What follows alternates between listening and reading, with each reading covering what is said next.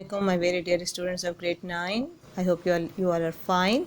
The second chapter which we have to do for a PDF with our PDF is solving a biological problem. However, we have done it in our routine classes as well, but in order to make it more clear, or if the students have still any difficulty or confusion, he or she can get help from this video as well. As you know that this chapter is actually the base, it's a component from a first chapter from the previous book, ठीक है ना, which have been identified or which have been separated from the rest of the chapters in order to make it more simplify. Means के आप लोगों को ख्याल याद भी होगा कि प्रीवियस चैप्टर का जो हमारी प्रीवियस बुक का जो फर्स्ट चैप्टर था उसमें ये टॉपिक जो था ये कनेक्टेड था, but they have made it separated. और कोई बात नहीं, हम इसको थोड़ा सा रिवाइज कर लेंगे. However we have covered it.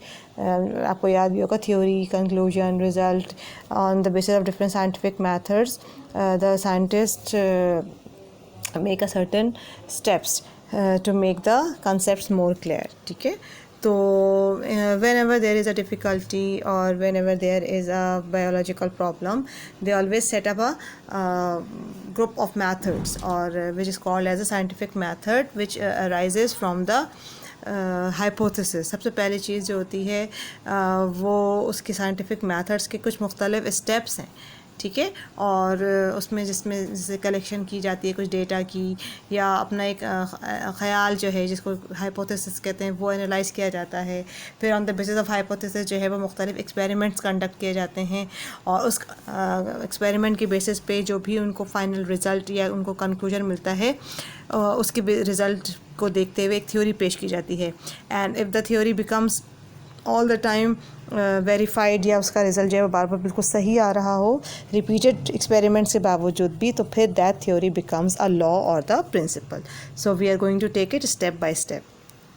As you all know that in fact जो है मलेरिया जो कि आज से तकरीबन 100-150 साल पहले जो था वही ज़माने में बड़ा पीक पे था, ठीक है. और many of the people were killed by this disease. बहुत सारे लोग जो थे वो एक लार्ज स्केल में मर रहे थे जिसकी वजह से ये वबा बहुत तेज़ी के साथ फैल रही थी. और लैटिन वर्ड एक उसकी वजह से डेवलप हुआ, that was malaria and it means bad air. हवा को ही उन्होंने कह दिया कि बहुत बुरी हवा फैल गई है पूरे इन्वायरमेंट में जो कि इंसानों को इसमें जिसके वजह से इंसान जो है बहुत तेज़ी के साथ मर रहे हैं, ठीक है. तो लेकिन ये कि उस वक्त भी कुछ बहुत समझ बूझ रखने वाले लोग जो थे वो इस बात का उन्होंने इजहार किया कि नहीं, इसका मतलब है कि there is a reason behind this death. कोई ना कोई ऐसी वजह ज़रूर है जिसकी वजह से लोग जो है वो जो है वो बहुत बड़ी तादाद में लोगों की डेथ्स हो रही हैं, ठीक है. तो सबसे पहली चीज़ तो बस ये होती है कि इंसान अपने on the basis of 5 senses the observations are made. और यानी ऑब्जर्वेशन दो बेसिक टाइप्स की हो सकती हैं on the basis of 5 senses. That type of observation is called as the that type of called is called as the qualitative. These 5 qualities we have, ठीक है ना. हमारे 5 सेंस ऑर्गन्स हैं. With the help of the eyes we can see और the ears we can hear. Tongue से इंसान test करके या हाथों से स्किन से टच करके और नाक से स्मेल के साथ ये इंसान की क्वालिटेटिव अजम्पशंस होती हैं, ऑब्जर्वेशंस होती हैं. या फिर इसके लिए इंसान जो है कुछ इक्विपमेंट्स का भी हेल्प ले सकता है, ठीक है ना. मिसाल के तौर पे कोई स्टॉप वॉच है, कोई घड़ी है, थर्मामीटर है, इंच टेप है और डिफरेंट टाइप के मेजरिंग सिलेंडर्स हैं. तो अगर डेटा की कलेक्शन के लिए अगर कोई इक्विपमेंट यूज़ हो रहा है, that type of observation is called as the quantitative observation. और अगर सिर्फ अपने सेंस ऑर्गन्स के बेसिस पर है, that is called as the qualitative. अच्छा, तो उस वक्त मैंने आपको पहले बताया था कि एक बड़ा जो उनके लिए चैलेंज था at that time in 18th century was about the malaria.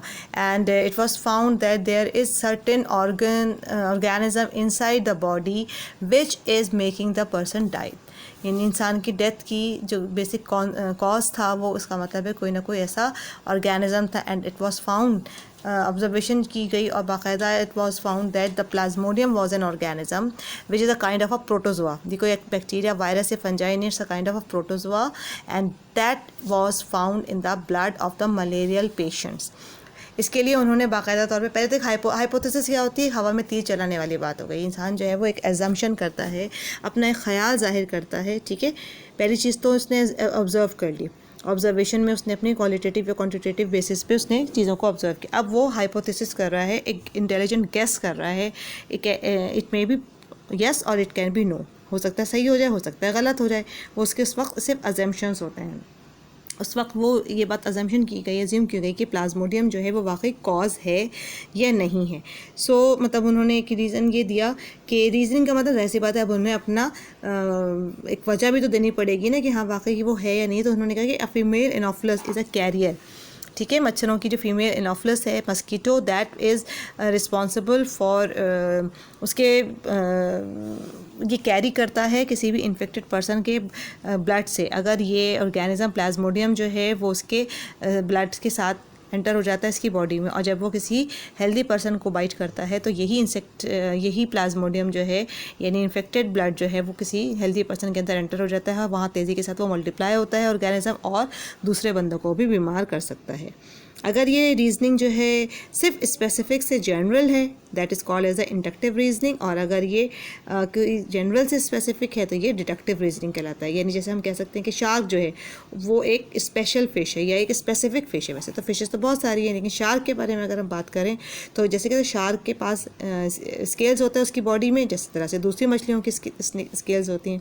या फिर अगर हम डिडक्टिव रीजनिंग की बात करें तो हम किसी भी आम बात को हम किसी ख़ास बात पे लेके जा सकते हैं। यानी बहुत सारे लोगों में मलेरिया था, लेकिन बहुत सारे लोगों में ये पाया जा सकता है, लेकिन जिसमें मलेरिया के सिम्टम्स आ रहे हैं स्पेसिफिकली उन्हीं के बॉडी के ब्लड से ऑर्गेनिज़म जो है वो डिटेक्ट किए जा सकते हैं। तो ये रीजनिंग है, यानी वजह बताई जा रही है किसी भी चीज़ को कंडक्ट करने की।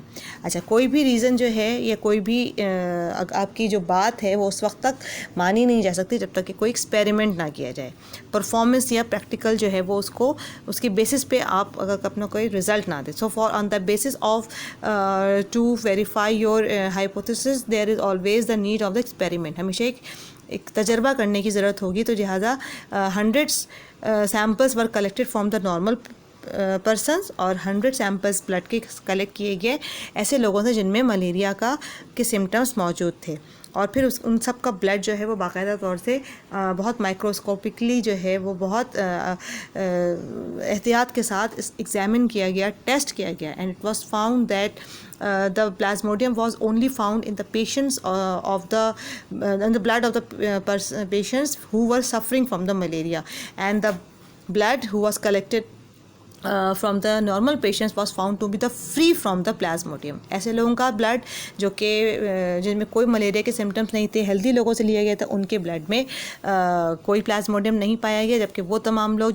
जिनमें सिम्टम्स थे उनके ब्लड सैंपल्स में मलेरिया पाया गया। तो इसका मतलब है कि उनका पहले हाइपोथेसिस भी सही गया, उनका एक्सपेरिमेंट भी करेक्ट गया, 100 लोगों में किया, तो इसका मतलब है कि गलती के चांसेस नहीं थे। So on the basis of their experiments they undergo their process of result. उसके बाद उन्होंने एक रिज़ल्ट दिया और फाइनली अपने कंक्लूजन दे दिया। जब सबके रिजल्ट्स एक जैसे आए तो फाइनली कंक्लूजन या नेट रिज़ल्ट क्या निकला कि Plasmodium is the cause of malaria. ये बात तय कर दी गई कि हाँ, प्लाज्मोडियम ही की मौजूदगी की वजह से उनमें मलेरिया कॉज हुआ गया है। और अगर रिपीटेड एक्सपेरिमेंट्स जो हैं वो बार बार एक ही जैसे रिज़ल्ट दे रहे हों तो वही थ्योरी जो है वो फाइनली क्या बन जाती है, कोई लॉ या प्रिंसिपल बन जाती है।